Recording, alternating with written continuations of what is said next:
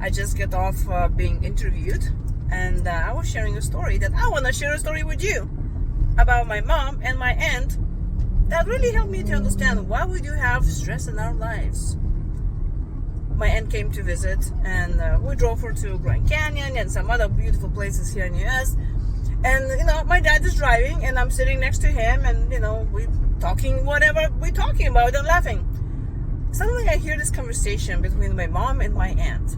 You see, both of them opened their purses and they were sharing what kind of medications are they taking, and then they start comparing their diseases and kind of like kids sharing toys.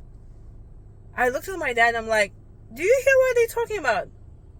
And then I understood something. It's commiserating together. It's actually bonding. How many times do you go to see friends, or like if you work in the place, you come on Monday morning and you're talking like how your weekend was, and everybody start talking about something stressful that happened. There's always some commiseration happening because that's bonding. The sad part is, if we continuously bonding over stressful things, that's not going to help us. But also, I think it's really coming deep from childhood traumas and fear of abandonment. Because if you grow up in an environment where you didn't feel loved and appreciated for who you are, and you've been told to shut up, sit down, because adults know better, and don't come into a room, you really learn that the only one way how to be loved, appreciated, and seen, and get attention, is really to be useful.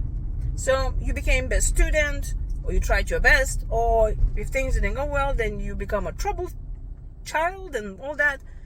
And then we carry this in our adulthood. So you become useful, busy, and that's where the stress and burnout happens. And I'm a stress management coach, and I tell you, there's a lot of pushback from people that they want to take care of their stress, because wearing stress badge of honor, it's in our society, if you tell someone that you're busy and stressed out, that means you're useful. So stop being useful and start being healthy. It really starts with true self-help and self-love, meaning accepting just the way you are and doing things that help you. Because you know what? If you think self-love is selfish, then how can you give other people if you're running on empty?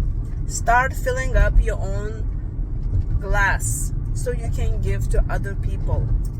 And if you find truth in what I said, leave me a comment below and tell me yes. If you disagree with me, write me no.